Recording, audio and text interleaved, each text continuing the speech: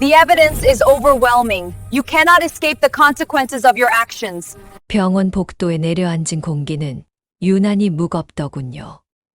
의사의 마지막 선고는 길어야 석 달이라는 너무도 잔인한 시간이었어요. 김은하 씨는 아버지 김진철 회장의 손을 잡았지만 그 손에서 느껴지는 온기마저 희미해지는 듯했습니다. 이미 암세포는 손쓸 수 없이 퍼져나갔고 수술조차 무의미하다는 말이 귓가를 맴돌았죠. 은하 씨의 마음을 더욱 무겁게 짓누르는 것은 아버지의 병세만큼이나 깊어지는 어머니 오수진 여사의 치매였어요. 어머니는 이제 아침에 먹은 식사도 기억하지 못하셨고 때로는 은하 씨의 얼굴조차 알아보지 못하실 때가 있었습니다. 아버지는 마지막을 병원이 아닌 평생의 추억이 깃든 시골집에서 맞이하고 싶어 하셨어요. 그곳은 아버지가 어린 시절을 보냈던 곳이자 부모님이 신혼 초 행복한 날들을 보냈던 장소였거든요. 하지만 기억을 잃어가는 어머니를 두고 아버지 곁을 지키는 것이 옳은 선택일지 은하 씨는 갈피를 잡을 수 없었습니다. 운명의 장난처럼 가장 사랑하는 두 사람이 동시에 그녀의 손길을 절실히 필요로 하고 있었던 거예요. 병실 창밖으로는 따스한 봄볕이 들어왔지만 은하 씨의 마음속은 한겨울보다 더 차갑고 어두웠습니다. 병실에 누운 아버지는 오히려 담담하게 죽음을 받아들이는 듯했어요. 아버지는 평생을 읽어온 회사 이야기는 거의 꺼내지 않으셨습니다. 그저 남겨질 아내 수진 씨 걱정뿐이었죠. 자신이 곁에서 보살피지 못함을 자식들에게 짐이 될까. 미안해하는 아버지의 모습에 은하 씨는 마음이 미어졌어요. 아버지는 창밖을 바라보며 말씀하셨습니다. 은하야, 아버지가 마지막으로 시골집 공기를 마시고 싶구나. 그곳 마당에 심었던 감나무 열매가 지금쯤 빨갛게 익었을 텐데 말이다. 내 어머니랑 거기서 처음 만났을 때가 생각나는구나. 아버지의 목소리는 힘이 없었지만 그 속에는 오랜 세월의 추억이 담겨 있었어요. 은하 씨는 결단해야 했습니다. 아버지의 마지막 소원을 들어드리는 것. 그것이 딸로서 할 수 있는 마지막 효도라 생각했거든요. 하지만 어머니를 혼자 남겨둘 수는 없는 일이었어요. 치매 환자를 돌보는 일은 24시간 내내 정신을 바짝 차려야 하는 정말 힘든 일이니까요. 그날 저녁 집으로 돌아온 은하 씨는 남편 최승준 씨에게 이 무거운 결정을 털어놓았습니다. 여보, 나 아버지 모시고 시골로 내려가려고 해요. 아버지가 그곳에서 마지막을 보내고 싶어 하시거든요. 은하 씨의 목소리는 떨렸고 눈가에는 눈물이 맺혀 있었죠. 남편 승준 씨는 잠시 생각에 잠기는 듯했습니다. 그리고는 은하 씨가 전혀 예상하지 못했던 말을 꺼냈어요. 그럼 장모님은 내가 모실게요. 당신은 아버님 곁을 지키세요. 그 말에 은하 씨는 깜짝 놀랐습니다. 여보, 그게 무슨 말이에요? 엄마 돌보는 게 얼마나 힘든 일인데요. 당신도 회사 일로 바쁘잖아요. 승준 씨는 아내의 손을 잡았습니다. 알아요. 하지만 당신은 아버님 마지막을 지켜드려야 해요. 장모님은 내가 책임질게요. 걱정하지 마세요. 치매 환자를 돌보는 일이 얼마나 힘든지 알면서도 아내를 대신해 기꺼이 그 짐을 지겠다는 남편의 모습은 절망에 빠져 있던 은하 씨에게 한 줄기 빛과도 같았어요. 평소 무심한 듯 보였던 남편이었기에 그 고마움은 더욱 컸습니다. 은하 씨는 남편의 손을 잡고 눈물을 흘렸죠. 고마워요, 여보. 정말 고마워요. 이렇게 힘든 일을 자처해 주다니 당신이 정말 대단해요.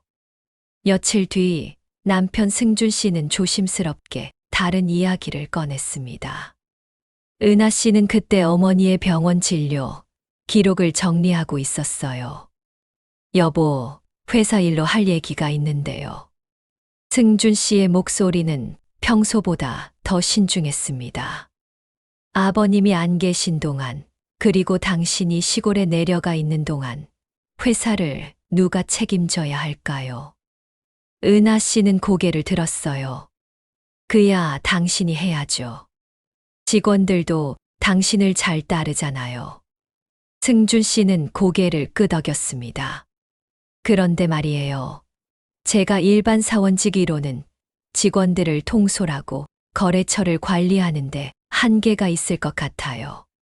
거래처 사장님들이 대표님과 직접 얘기하고 싶어 하시는데 제 직위로는 그분들을 설득하기 어려워요.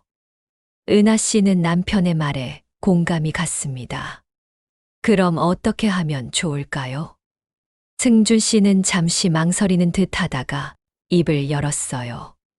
아버님의 대표자 명의를 저에게 넘겨주시면 어떨까요? 그래야 제가 더 책임감을 가지고 회사를 효과적으로 운영할 수 있을 것 같아요. 직원들도 혼란스러워하지 않을 거고요. 그 말은 지극히 합리적으로 들렸습니다. 회사라는 조직은 명확한 리더십이 필요했고, 대표가 부재한 상황에서 누군가는 그 역할을 해야 했으니까요. 심지어 가장 힘든 일인 어머니의 병수발까지. 자처한 남편에게 그 정도의 권한은 마땅히 주어져야 한다고 은하 씨는 생각했어요. 은하 씨는 고개를 끄덕였습니다. 그래요, 당신 말이 맞아요. 아버지께 말씀드려 볼게요. 당신이 엄마까지 돌봐주기로 했으니 이 정도는 당연한 거죠. 승준 씨는 환하게 웃었어요. 고마워요, 여보. 제가 회사 꼭 잘 지킬게요. 아버님께서 돌아오실 때까지 말이에요. 다음 날, 은하 씨는 아버지에게 남편의 뜻을 전했습니다. 아버지는 병실 침대에 기대어 앉아 계셨어요. 아버지, 승준이가 회사를 맡아서 운영하고 싶다고 해요. 대표 명의를 승준이한테 넘겨주시면 안 될까요? 아버지는 잠시 눈을 감고 말이 없었습니다. 긴 침묵이 흘렀죠. 은하 씨는 조심스럽게 덧붙였어요.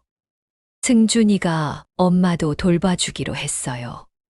제가 아버지 곁을 지킬 수 있게요.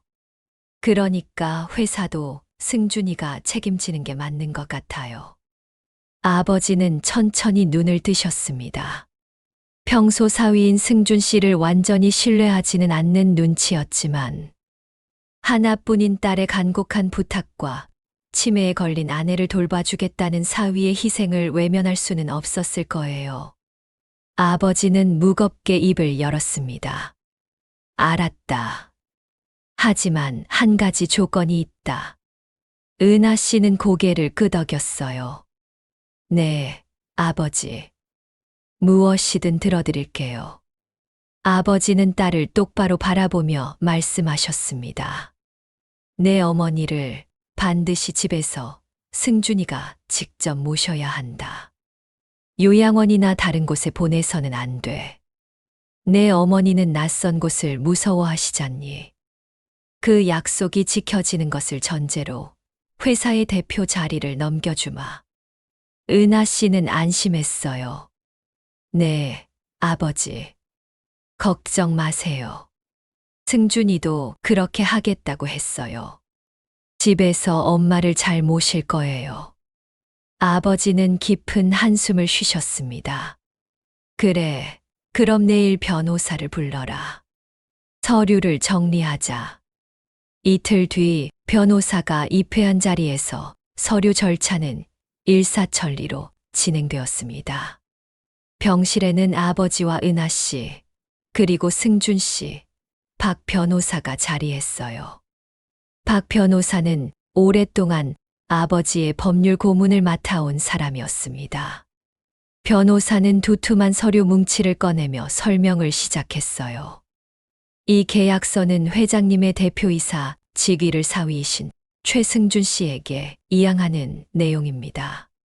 다만 몇 가지 조건이 명시되어 있으니 잘 확인하시기 바랍니다. 승준 씨는 서류를 대충 훑어보며 고개를 끄덕였습니다. 네, 잘 알겠습니다. 장인어른, 정말 감사합니다. 회사 꼭 잘 지키겠습니다. 승준 씨는 아버님의 은혜에 보답하겠다며 연신 머리를 조아렸고, 은하 씨는 그런 남편이 한없이 믿음직스러웠어요. 서류의 서명이 끝나고 아버지는 사위를 불렀습니다. 승준아, 수진이를 부탁한다. 그 약속만은 꼭 지켜다오. 승준 씨는 진지한 표정으로 대답했어요. 네, 아버님. 걱정 마세요. 장모님을 친어머니처럼 모시겠습니다. 그렇게 모든 절차가 마무리되었습니다. 일주일 후, 은하 씨는 아버지를 모시고 시골집으로 향했습니다. 차창 밖으로 스쳐 지나가는 풍경들은 점점 더 한적해졌어요. 도시의 빌딩들이 사라지고 푸른 들판과 작은 마을들이 눈에 들어왔죠. 오랜만에 찾은 시골집은 아버지의 손길이 닿았던 때처럼 깨끗하게 관리되어 있었습니다. 아버지는 마당에 있는 감나무를 바라보며 희미하게 미소 지으셨어요. 저 나무가 내가 20살 때 심은 건데 벌써 이렇게 컸구나. 아버지는 그곳에서 비로소 편안한 얼굴을 하셨습니다. 밤에는 별이 쏟아질 듯 많았고 공기는 상쾌했어요. 하지만 서울에 남겨두고 온 어머니 걱정에 은하 씨의 마음은 편치 않았습니다. 밤이 되면 더욱 불안해졌죠. 은하 씨는 매일 남편에게 전화를 걸어 어머니의 안부를 물었습니다. 처음 며칠간 승준 씨는 다정하게 어머니의 상태를 전해 주었어요. 여보, 장모님 오늘 아주 잘 드셨어요. 제가 미역국 끓여드렸더니 한 그릇 다 비우셨어요. 은하 씨는 안도의 한숨을 쉬었습니다. 정말요. 다행이네요. 엄마가 요즘 입맛이 없으셨는데. 승준 씨는 밝은 목소리로 계속 말했어요. 오늘은 함께 동네 한 바퀴 산책도 했어요. 날씨가 좋아서 장모님도 좋아하시더라고요. 은하 씨는 남편에게 거듭 고마움을 표했습니다. 여보, 정말 고마워요. 당신이 이렇게 잘해주니까 제가 마음 놓고 아버지 곁을 지킬 수 있어요. 그런데 사흘째 되던 날이었어요. 은하 씨가 어머니와 직접 통화하고 싶다고 하자 승준 씨는 잠깐 머뭇거렸습니다. 아, 그게 지금 장모님이 낮잠 주무시고 계세요. 깨우기가 좀 그런데요. 은하 씨는 이해한다고 말했습니다. 그럼 나중에 엄마 깨시면 제가 다시 전화할게요. 하지만 저녁이 되어 다시 전화를 걸었을 때도 상황은 비슷했어요. 장모님이 지금 씻고 계세요. 조금 있다가 다시 전화 주시겠어요? 그러나 일주일쯤 지났을까 어머니와의 통화가 점점 어려워지기 시작했습니다. 어머니의 휴대폰으로 직접 전화를 걸어도 받지 않았고 메시지에도 답이 없었어요. 은하 씨는 불안해지기 시작했습니다. 여보, 엄마 전화를 안 받으시는데 무슨 일 있는 거 아니에요? 승준 씨에게 물으면 그는 태연하게 대답했어요. 아, 장모님이 휴대폰을 어디에 두셨는지 못 찾으시더라고요. 치매 환자분들이 그러시잖아요. 집안 어딘가에 있을 텐데 아직 못 찾았어요. 치매 환자에게는 흔히 있을 수 있는 일이라 애써 생각했지만 불안감은 쉬이 가시지 않았습니다. 은하 씨는 매일 아침 저녁으로 전화를 걸었어요. 여보, 엄마 오늘은 어떠세요? 식사는 잘 하시고요? 승준 씨는 처음에는 친절하게 대답했지만 점점 귀찮아하는 기색이 역력했습니다. 네, 잘 드셨어요. 걱정하지 마세요. 그런데 은하 씨가 어머니의 목소리가 듣고 싶다고 하면 남편은 늘 핑계를 댔어요. 지금 주무시고 계세요. 깨우면 컨디션이 안 좋아지실 것 같아서요. 혹은 이런 대답도 했죠. 지금 병원에서 정기검진 받고 계세요. 조금 있다가 다시 전화 주세요. 밤늦은 시간에 전화를 걸면 승준 씨는 짜증 섞인 목소리로 말했어요. 여보, 지금 회사 일로 진짜 바빠요. 장모님은 제가 잘 모시고 있으니까 너무 걱정하지 마세요. 나중에 얘기해요. 그리고는 전화를 끊기 일쑤였습니다. 은하 씨는 그저 남편이 자신과 아버지를 대신해 너무 많은 짐을 지고 있다고 미안하고 고마운 마음뿐이었어요. 회사 일도 해야 하고 엄마까지 돌봐야 하니 얼마나 힘들까.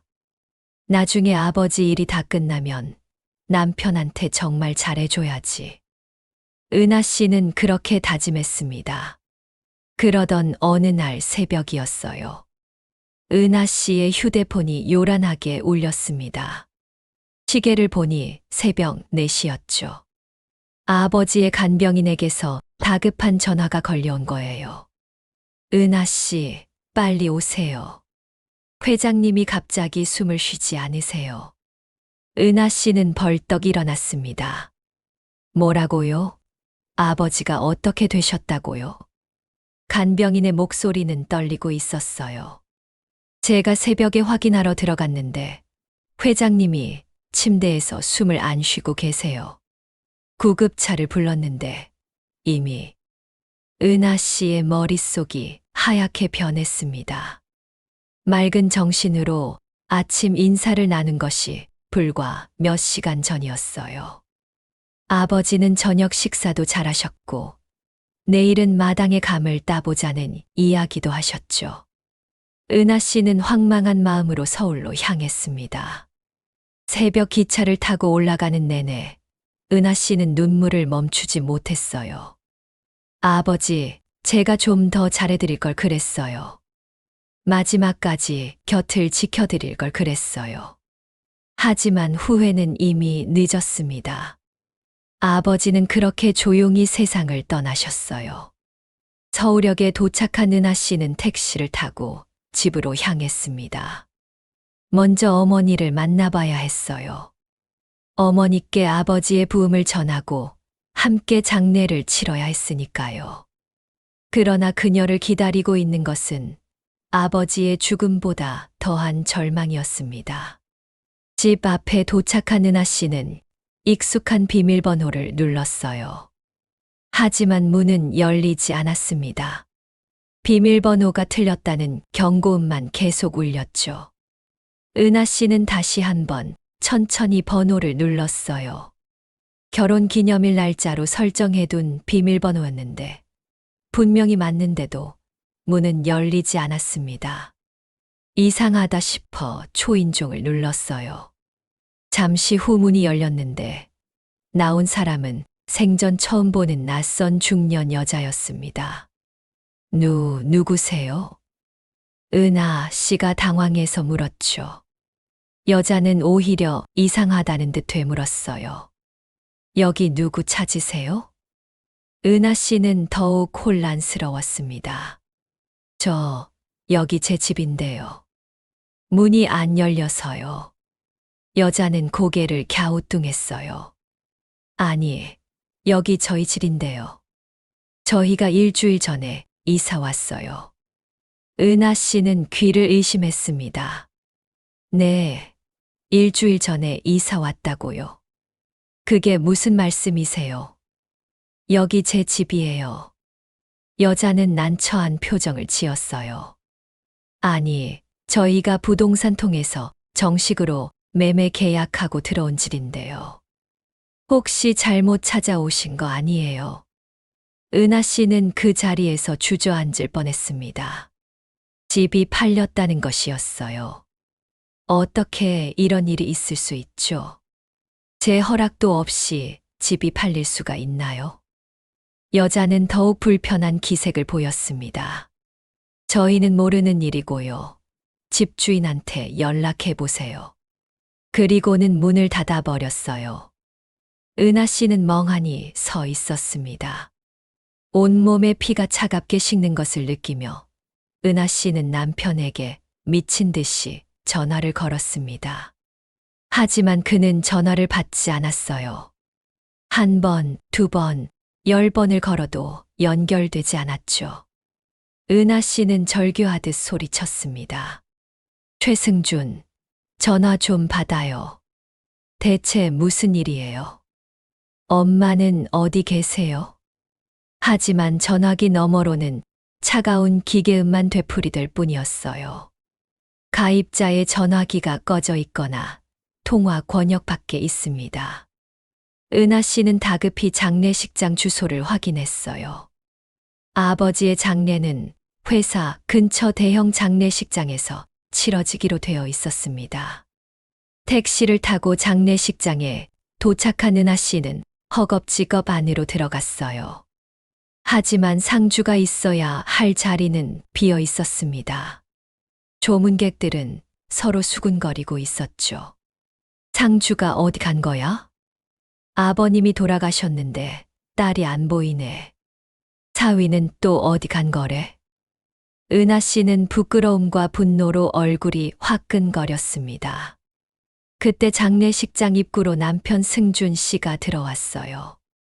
너무도 늦게 나타난 그의 모습에 은하 씨는 달려가 소리쳤습니다. 최승준, 도대체 어디 있었어요? 아버지 장례식장에 상주가 없다는 게 말이 돼요? 승준 씨는 슬픔에 잠긴 기색 하나 없는 얼굴로 대답했어요. 회사 일 때문에 늦었어요. 뭐 그렇게 호들갑이에요. 은하 씨는 숨이 막혔습니다. 호들갑이라고요?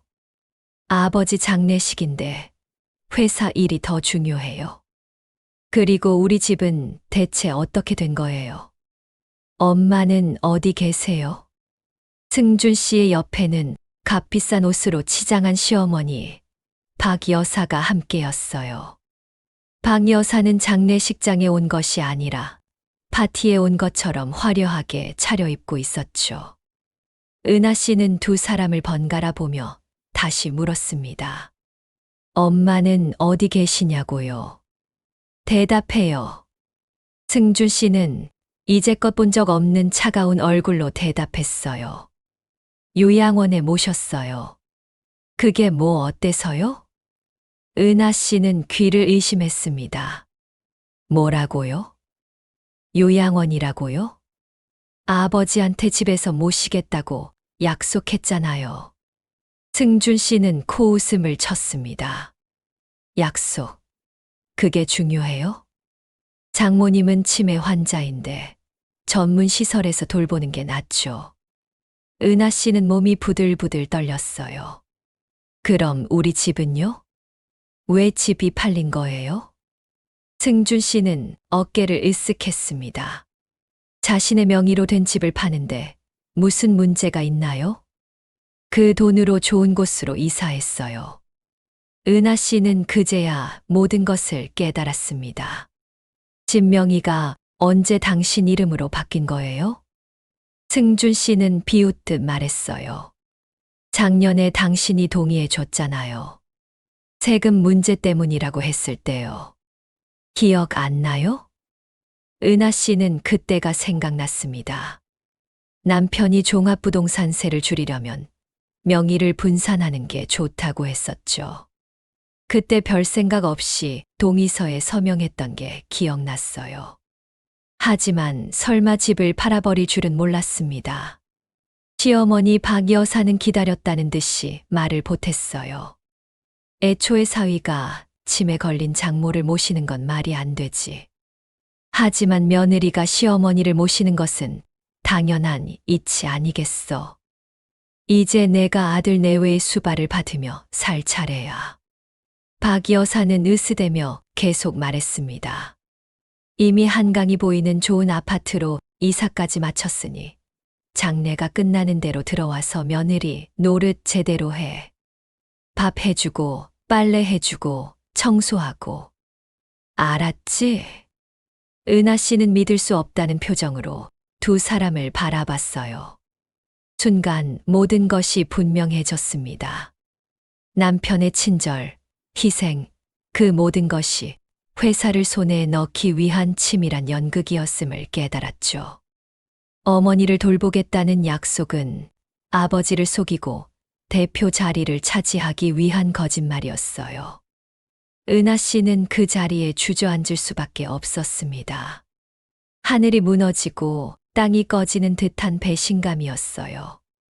평생을 함께 살아온 남편이 이렇게 차갑고 잔인한 사람이었다니. 아버지가 돌아가신 슬픔에 더해 남편의 배신까지 겹쳐지니 숨을 쉴 수가 없었습니다. 하지만 지금은 슬퍼할 때가 아니었어요. 어머니. 당장 어머니를 찾아야 했습니다.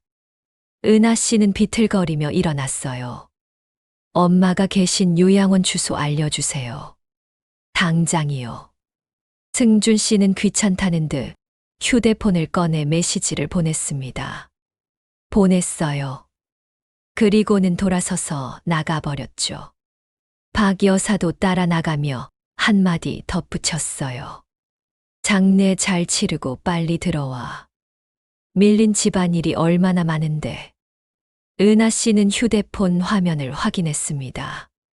남편이 보낸 요양원의 이름은 들어본 적도 없는 낯선 곳이었어요. 검색해보니 서울 외곽의 허름한 동네에 있는 곳이었습니다. 은하 씨는 조문객들에게 양해를 구하고 다급히 택시를 탔어요. 한달음에 달려간 그곳은 요양원이라기보다는 차라리 감옥에 가까웠습니다. 낡은 2층 건물에는 페인트가 벗겨져 있었고 입구에는 쓰레기가 쌓여 있었어요. 안으로 들어서자 코를 찌르는 악취가 났습니다. 소독약 냄새와 썩은 냄새가 뒤섞인 역겨운 냄새였죠. 어둡고 퀴퀴한 복도를 지나며 은하 씨는 눈물이 났어요. 여기저기서 신음 소리와 이상한 소리들이 들려왔습니다. 복도에는 생기 없는 노인들이 휠체어에 앉아 공허한 눈빛으로 벽만 바라보고 있었어요. 간호사를 찾아 어머니를 만나겠다고 했더니 무뚝뚝하게 3층으로 안내했습니다. 좁은 계단을 올라가 3층에 도착했어요. 복도 끝방에 어머니가 계신다고 했습니다. 은하 씨는 떨리는 손으로 문을 열었어요. 그리고 그곳에서 발견한 어머니의 모습은 은하 씨의 가슴을 갈갈이 찢어 놓았습니다. 불과 몇 주 만에 어머니는 뼈만 앙상하게 남아 알아보지 못할 정도로 쇠약해져 있었어요. 머리카락은 헝클어져 있었고 옷은 얼룩투성이었습니다. 방 안에는 소변 냄새가 진동했죠. 엄마. 은하 씨가 외치자 어머니는 고개를 들었어요. 어머니의 눈빛에는 공포가 가득했습니다. 은하 씨를 발견한 어머니는 공포에 질린 아이처럼 매달렸어요. 은하야, 은하야. 여기서 나를 꺼내줘. 이곳은 지옥이야. 어머니는 울먹이며 계속 말했습니다. 제발 살려줘. 은하야. 밥도 제대로 안 줘. 맞기도 했어. 제발 나를 여기서 내보내줘. 은하 씨는 어머니를 꽉 껴안았어요. 엄마, 미안해요. 제가 미안해요. 제가 엄마를 지키지 못했어요. 어머니는 딸의 품에 안겨 소리내어 울었습니다. 내가 뭘 잘못했길래 여기 있어야 하는 거야? 나를 좀 살려줘. 은하야. 은하 씨는 피눈물을 흘리며 어머니를 부둥켜 안았어요.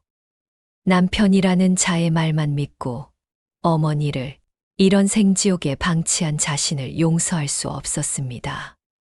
아버지의 마지막 부탁을 이렇게 저버린 자신이 너무도 한심했어요. 슬픔은 순식간에 차가운 분노로 변했습니다. 이 모든 것을 꾸민 자들을 절대로 용서하지 않겠다고 다짐했죠. 은하 씨는 간호사를 불러 폐소 절차를 밟았습니다. 그리고 어머니를 급히 병원으로 옮겼어요. 병원에서는 어머니가 심한 탈수와 영양실조 상태라고 했습니다. 몸 곳곳에는 멍 자국도 있었고 욕창까지 생겨 있었죠. 의사는 심각한 표정으로 말했어요. 며칠만 늦었어도 큰일 날 뻔했습니다. 도대체 어디서 이렇게까지 방치하신 겁니까? 은하 씨는 대답할 수가 없었습니다. 그저 눈물만 흘렀죠. 어머니를 병원에 입원시키고 은하 씨는 다시 장례식장으로 돌아왔어요. 아버지의 장례를 치러야 했으니까요. 그런데 장례식장 구석진 복도를 지나가는데 익숙한 남자 목소리가 들렸습니다. 조문객이 뜸한 구석진 방에서 남편 승준 씨와 낯선 여자의 웃음소리가 새어나오고 있었어요.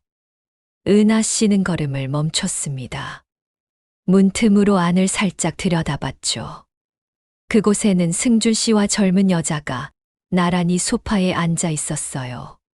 그 여자는 다름 아닌 승준 씨가 대표가 된 후 새로 뽑은 비서 이예슬이었습니다. 은하 씨는 숨을 죽인 채 문틈으로 들려오는 대화에 귀를 기울였습니다. 이예슬은 승준 씨의 팔짱을 끼며 물었어요. 오빠, 그래서 언제 이혼할 거예요? 이제 슬슬 정리하셔야죠. 승준 씨는 여자의 머리를 쓰다듬으며 웃었습니다. 조금만 기다려. 장인 사망보험금이 곧 나올 거야. 그것까지 다 챙겨서 이혼할 거니까. 이예슬은 환하게 웃었어요. 역시 오빠는 똑똑해요. 근데 장모님은 어떻게 할 거예요? 승준 씨는 비웃듯 말했습니다. 곧 알아서 돌아가시겠지. 당신이 추천한 요양원, 거기 환경이 얼마나 열악한지 알잖아. 이예슬은 킥킥거리며 웃었어요. 맞아요. 우리 할머니도 거기 들어가시고 한 달 만에 돌아가셨잖아요. 장모님도 곧 그렇게 되실 거예요.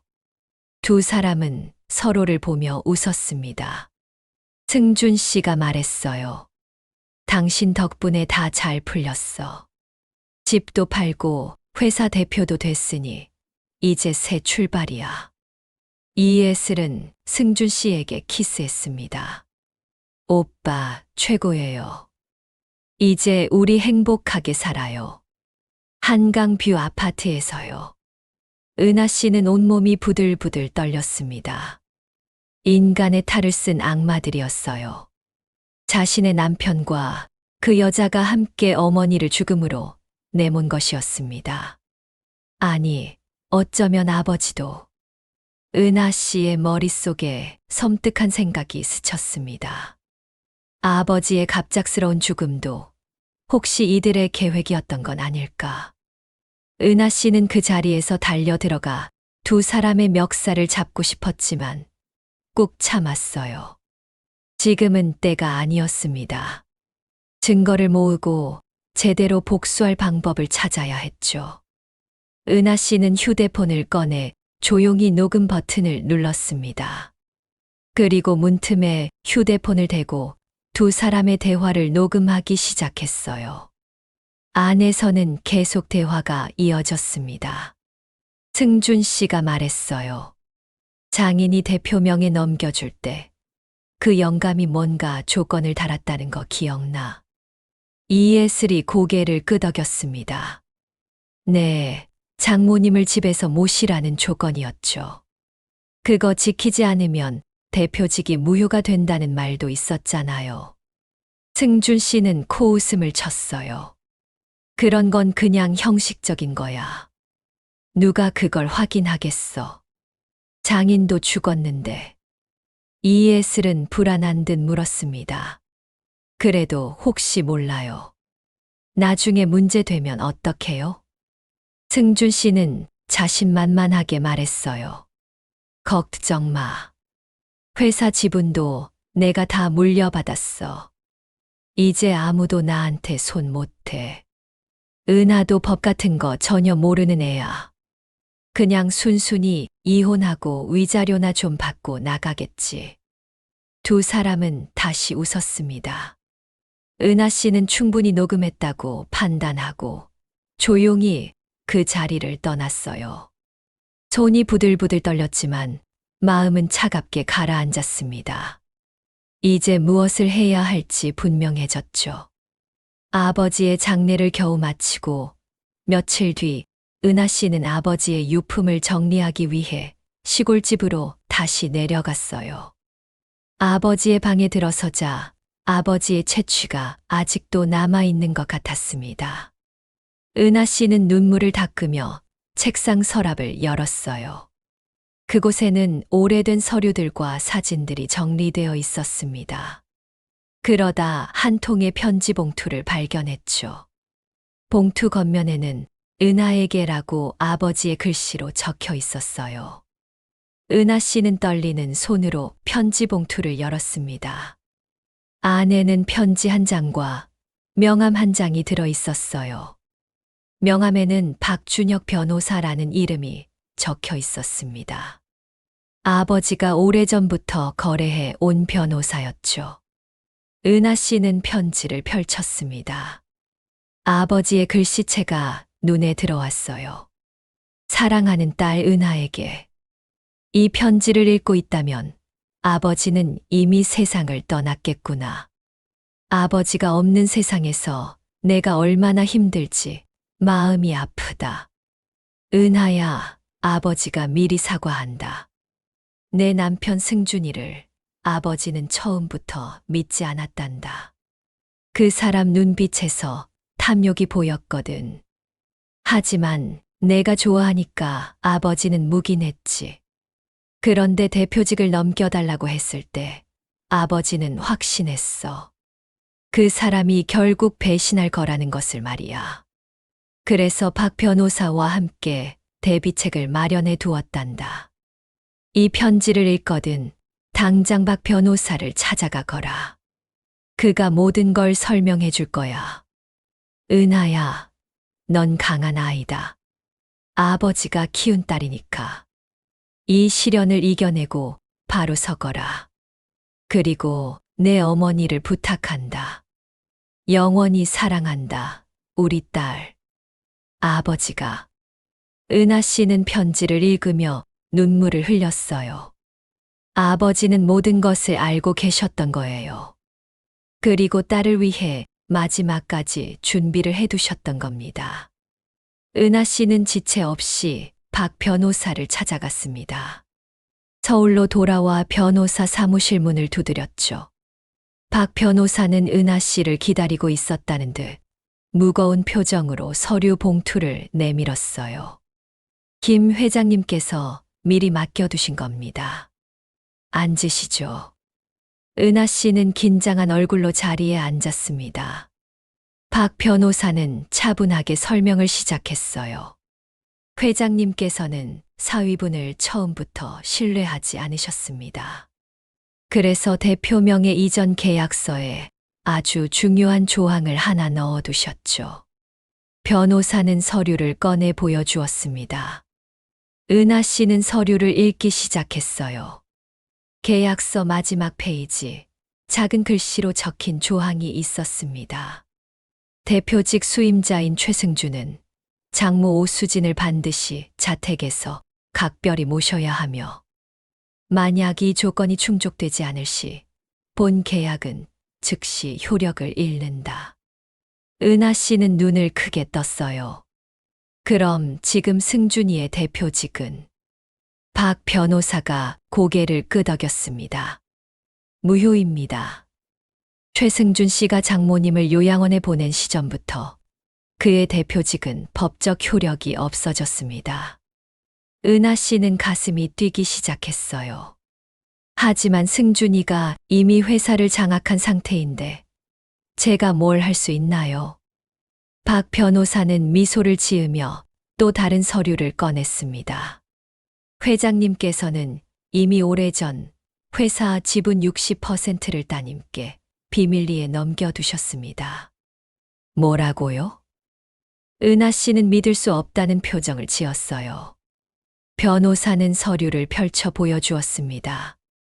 이것이 지분 이전 증서입니다. 3년 전에 작성되었죠. 회장님 명의로 되어 있던 60%의 지분이 모두 따님 앞으로 이전되어 있습니다. 그리고 어머님의 지분 10%까지 합치면 따님은 회사의 70%를 소유한 최대 주주입니다. 은하 씨는 입을 다물지 못했어요. 그럼 승준이가 지분을 물려받았다고 생각한 건 박 변호사가 고개를 저었습니다. 착각입니다. 최승준 씨는 대표직만 받았을 뿐 지분은 한 주도 받지 못했습니다. 회장님께서 의도적으로 그 부분은 명확히 설명하지 않으셨죠. 최승준 씨가 스스로 착각하도록 만드신 겁니다. 은하 씨는 아버지의 깊은 뜻을 이해하기 시작했어요. 그럼 제가 회사를 되찾을 수 있다는 말씀이신가요? 박 변호사는 확신에 찬 목소리로 대답했습니다.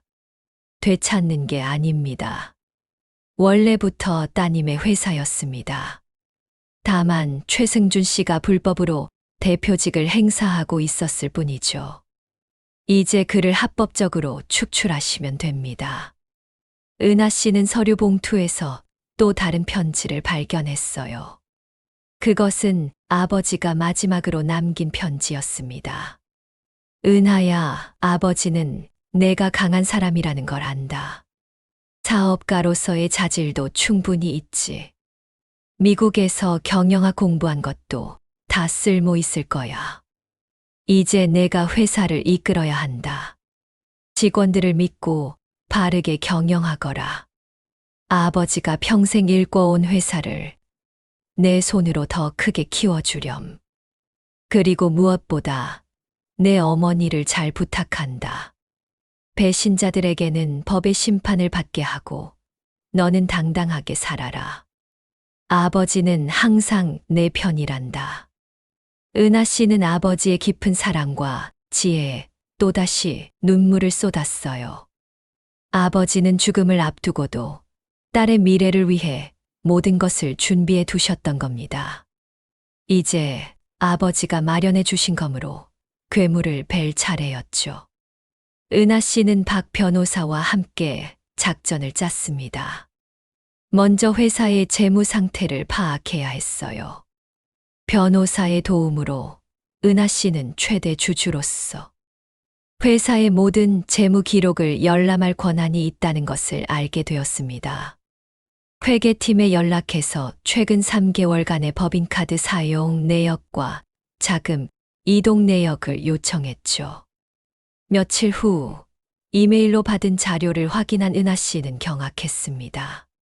승준 씨와 비서 이예슬의 법인카드 사용 내역이 가관이었어요. 고급 레스토랑, 호텔, 명품 매장, 해외여행 경비까지 회사 돈으로 사적인 소비를 해왔던 겁니다. 금액은 수천만 원에 달했죠. 더욱 충격적인 것은 회사 계좌에서 승준 씨의 개인 계좌로 정체불명의 돈이 수차례 이체된 기록이었어요. 명목은 컨설팅 비용이라고 되어 있었지만 실제로 컨설팅을 받은 기록은 어디에도 없었습니다. 이것은 명백한 횡령이었어요. 은하 씨는 이 모든 증거를 정리했습니다. 그리고 박 변호사와 함께 임시 이사회 소집을 공고했죠. 이사회 소집 통지서에는 긴급 경영사안 논의라고만 적혀 있었어요. 이사회 당일 은하 씨는 일찍 회사에 도착했습니다. 회의 시에는 이사진들이 하나둘 모여들었어요. 모두 무슨 일인지 궁금해하는 표정이었죠. 마지막으로 승준 씨가 들어왔습니다. 그의 옆에는 비서 이예슬이 그림자처럼 붙어 있었어요. 승준 씨는 거들먹거리며 말했습니다. 내가 대표인데 누가 감히 이사회를 소집한 거야? 이건 월권 행위야. 은하 씨는 침착하게 대답했어요. 70%의 지분을 가진 최대 주주인 제가 소집했습니다. 승준 씨는 비웃었습니다. 70%? 무슨 소리야? 회사 지분은 내가 아버님한테 물려받았어. 은하 씨는 서류를 꺼내 테이블 위에 펼쳐 놓았어요. 이것이 3년 전에 작성된 지분 이전 증서입니다. 아버지께서는 회사 지분 60%를 저에게 이미 넘겨주셨습니다. 어머니의 지분 10%까지 합치면 저는 70%의 지분을 보유하고 있습니다. 이 사진들은 웅성거리기 시작했어요. 승준 씨의 얼굴이 하얗게 질렸습니다. 그게 무슨... 은하 씨는 계속 말했습니다. 당신은 대표직만 맡았을 뿐 지분은 한 주도 받지 못했습니다. 착각하신 거예요. 승준 씨는 소리쳤어요. 말도 안 돼. 나한테 회사를 넘긴다고 했어. 은하 씨는 차갑게 웃었습니다. 대표직을 맡긴 것과 회사를 넘긴 것은 다릅니다. 게다가 그 대표직마저 이미 무효가 되었습니다. 뭐라고? 은하 씨는 또 다른 서류를 꺼냈어요. 당신이 서명한 계약서를 보세요. 마지막 페이지, 작은 글씨로 적힌 조항이 있죠. 장모를 반드시 자택에서 모셔야 하며 이 조건이 충족되지 않으면 계약은 무효가 된다. 당신은 저희 어머니를 요양원에 보냈습니다. 이것이 증거 사진입니다. 은하 씨는 요양원의 입소 기록과 사진들을 내밀었습니다. 승준 씨는 할 말을 잃었어요. 이 사진들은 충격에 빠진 표정으로 서류들을 돌려보고 있었죠. 은하 씨는 계속 말했습니다. 게다가 최승준 씨와 이예슬 씨는 회사 자금을 횡령했습니다. 이것이 법인카드 사적 유용 내역입니다. 총무팀의 협조를 얻어 확보한 자료죠. 스크린에는 상세한 거래 내역이 떴어요. 고급 레스토랑 영수증, 명품 매장 결제 내역, 호텔 숙박비까지. 모두 회사 법인카드로 결제된 것들이었습니다. 이 사진들은 경악했죠. 은하 씨는 마지막 카드를 꺼냈습니다. 그리고 이것은 두 사람이 아버지 장례식장에서 나눈 대화를 녹음한 겁니다. 은하 씨는 녹음 파일을 재생했어요. 회의실에 승준 씨와 이예슬의 목소리가 울려 퍼졌습니다. 장인 사망보험금이 나오면 그것까지 챙겨서 이혼할 거야. 장모님도 곧 죽을 거야. 우리 할머니도 그 요양원에서 한 달 만에 돌아가셨잖아. 이 사진들은 입을 다물지 못했어요. 비서 이예슬은 새파랗게 질려서 벌벌 떨고 있었습니다. 승준 씨는 변명을 늘어놓으려 했지만 은하 씨는 손을 들어 제지했어요. 이사회는 만장일치로 최승준 씨의 해임안을 가결했습니다. 동시에 최대 주주인 김은하 씨를 새로운 대표, 이사로 추대했죠. 은하 씨는 그 자리에서 비서 이예슬 역시 공금 횡령 및 업무상 배임 혐의로 즉시 해고한다고 선언했습니다. 그리고 두 사람 모두에게 민형사상 책임을 묻겠다고 덧붙였어요. 승준 씨는 현실을 부정하며 소리쳤습니다. 이건 말도 안 돼. 내가 회사 대표라고. 은하 씨는 차갑게 말했어요. 당장 내 회사에서 나가세요. 보안팀, 이 두 사람을 건물 밖으로 안내해 주세요. 보안 요원들이 다가왔고 승준 씨와 이예슬은 억지로 끌려 나갔습니다. 이예슬은 울먹이며 말했어요. 저는 최승준 씨한테 속은 거예요. 저는 잘못이 없어요. 하지만 은하 씨의 표정은 변하지 않았습니다. 당신은 제 어머니를 지옥 같은 요양원에 보낸 공범입니다. 법정에서 봅시다.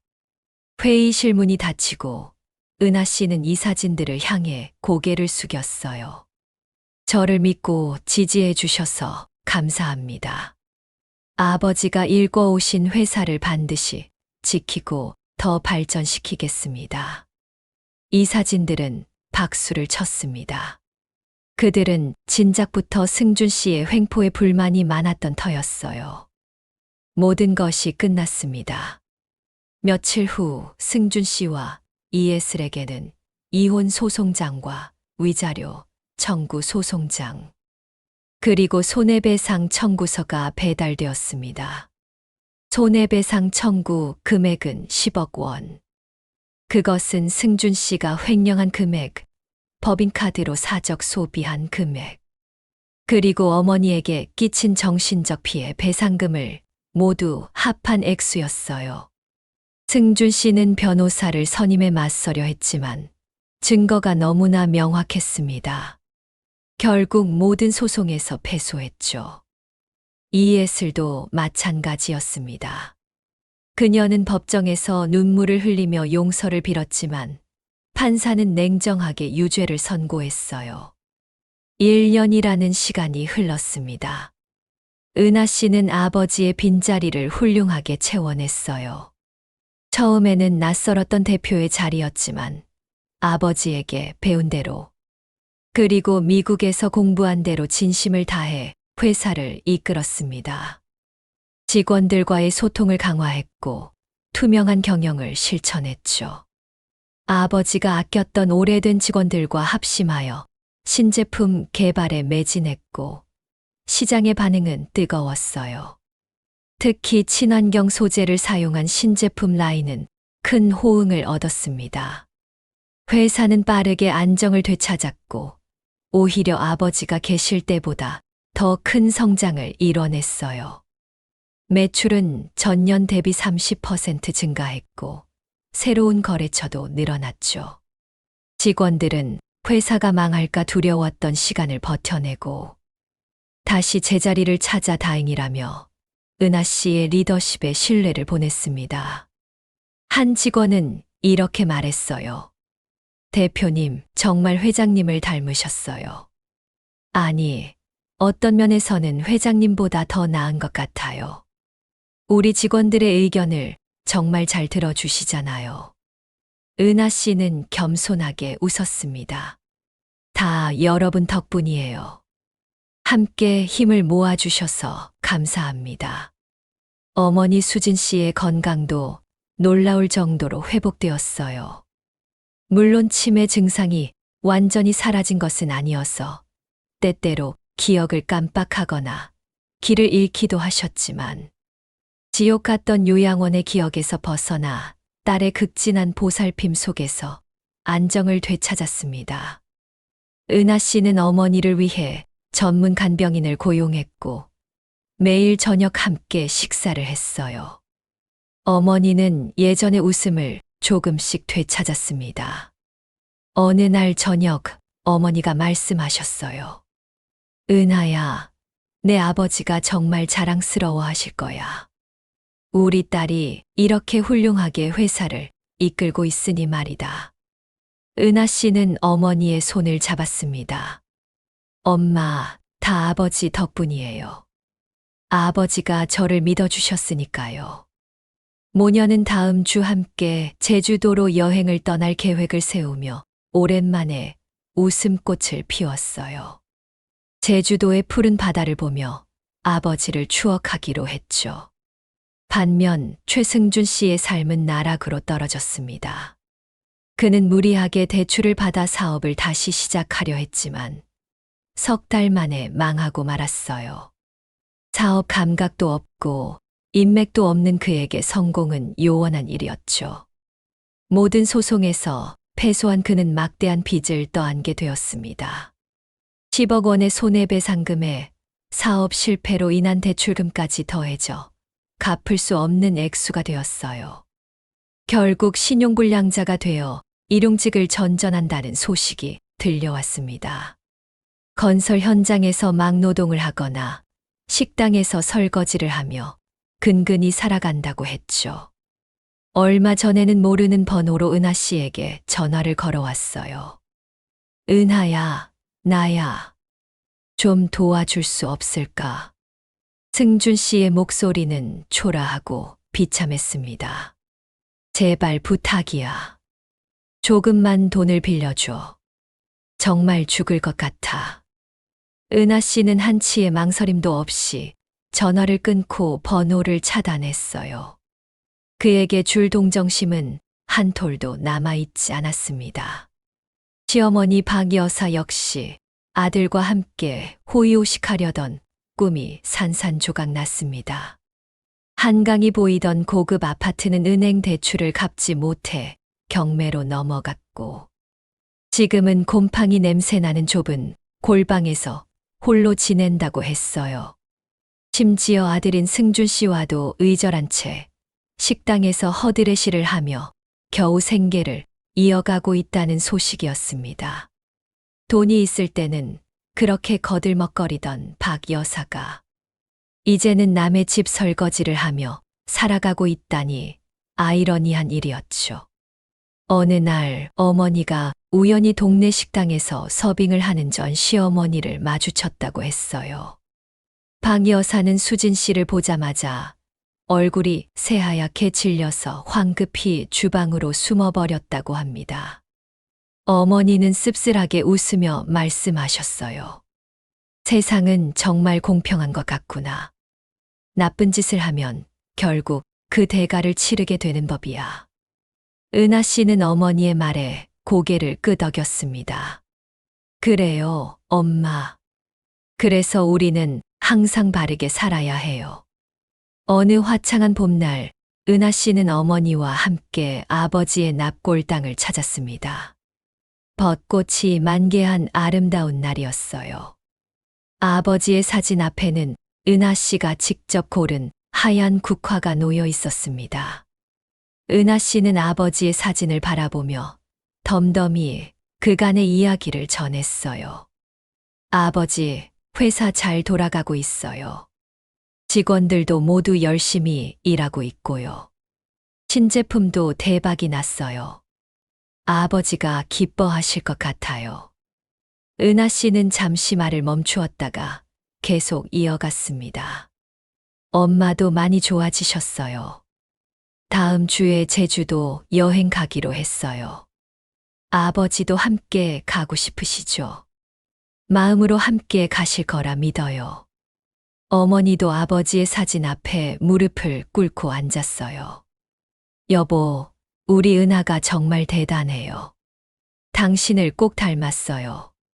강하고 지혜롭고 용감해요. 당신이 우리 딸을 잘 키워준 덕분이에요. 은하 씨는 어머니의 어깨를 감싸 안았습니다. 그리고 아버지에게 말했어요. 아버지, 왜 저한테 사업가 기질이 있다고 하셨는지 이제 알 것 같아요. 처음에는 자신이 없었어요. 제가 회사를 제대로 운영할 수 있을까 두려웠죠. 하지만 직원들을 만나고 거래처 사장님들과 이야기하면서 제 안에 숨어 있던 힘을 발견했어요. 배신과 절망의 시간을 통과하며 은하 씨는 비로소 한 뼘 더 성장해 있었습니다. 아버지를 허망하게 보낸 죄책감은 남은 어머니에게 더 잘해야겠다는 다짐으로 이어졌죠. 은하 씨는 깨달았습니다. 아버지가 남긴 것은 회사가 아니라 시련 속에서도 스스로 일어설 수 있는 힘과 가족을 지키는 지혜였다는 것을요. 돈이나 권력보다 더 중요한 것은 사람과의 신뢰, 그리고 바른 마음이라는 것을 배웠어요. 은하 씨는 아버지에게 마지막으로 말했습니다. 아버지, 이제 걱정 마세요. 제가 엄마 잘 모실게요. 회사도 잘 지킬게요. 그리고 아버지처럼 정직하고 바르게 살게요. 사랑해요, 아버지. 그리고 정말 감사해요. 따스한 봄볕 아래 어머니의 손을 잡은 은하 씨의 얼굴에 비로소 평화로운 미소가 번졌습니다. 벚꽃 잎이 바람에 흩날리며 아버지가 축복하는 것처럼 느껴졌어요. 은하 씨와 어머니는 천천히 납골당을 나왔습니다. 어머니가 말씀하셨어요. 은하야, 배고프지? 집에 가서 내가 좋아하는 된장찌개 끓여줄게. 은하 씨는 환하게 웃었습니다. 좋아요, 엄마. 그리고 내일은 회사 직원들 회식이 있어요. 엄마도 같이 가실래요? 다들 엄마 보고 싶어 하시거든요. 어머니는 고개를 끄덕였어요. 그래, 가야지. 내 딸이 대표로 있는 회사인데. 어머니는 딸이 자랑스러웠습니다. 그리고 은하 씨도 이 모든 시련을 이겨낸 자신이 자랑스러웠어요. 두 사람은 손을 맞잡고 주차장을 향해 걸어갔습니다. 햇살은 따스했고 바람은 상쾌했어요. 새로운 시작이었습니다. 아픔을 딛고 일어선 은하 씨는 이제 더 강하고 현명한 사람이 되어 있었죠. 그리고 그 곁에는 사랑하는 어머니가 있었습니다. 그것으로 충분했어요. 배신자들은 각자의 나락에서 고통받고 있었고, 은하 씨와 어머니는 새로운 행복을 만들어가고 있었습니다. 정의는 결국 승리했고, 악은 그 대가를 치렀습니다. 은하 씨는 차에 시동을 걸며 어머니에게 물었어요. 엄마, 제주도에서 뭐 하고 싶으세요? 어머니는 잠시 생각하더니 대답했습니다. 바다를 보고 싶구나. 내 아버지랑 신혼여행 갔을 때 본 그 푸른 바다 말이야. 은하 씨는 고개를 끄덕였어요. 그럼 바다가 제일 잘 보이는 호텔로 예약할게요. 매일 아침 바다를 보면서 산책해요. 어머니는 행복한 표정으로 웃었습니다. 그래, 좋겠구나. 차는 봄볕을 가르며 달려갔습니다. 창밖으로 펼쳐지는 풍경은 아름다웠고 미래는 희망으로 가득했어요. 은하 씨는 생각했습니다. 아버지, 제가 해냈어요. 아버지가 믿어주신 대로 저는 강한 사람이 됐어요. 이제 아버지 없이도 저 혼자 설 수 있어요. 하지만 아버지는 항상 제 마음속에 계실 거예요. 그리고 그 사랑과 가르침으로 저는 계속 앞으로 나아갈 거예요. 집에 도착해서 어머니와 함께 저녁을 준비했습니다. 부엌에서는 된장찌개 끓는 냄새가 났고 밥솥에서는 고슬고슬한 밥이 익어가고 있었어요. 평범하지만 행복한 일상이었습니다. 저녁을 먹으며 어머니가 물었어요. 은하야, 재혼 생각은 없니? 좋은 사람 만나면 다시 시작해도 괜찮아. 은하 씨는 고개를 저었습니다. 아직은 아니에요, 엄마. 지금은 회사 일에 집중하고 싶어요. 그리고 엄마랑 함께 있는 게 더 좋아요. 어머니는 딸의 손을 잡았어요. 그래, 천천히 생각해. 내가 행복하면 그걸로 됐어.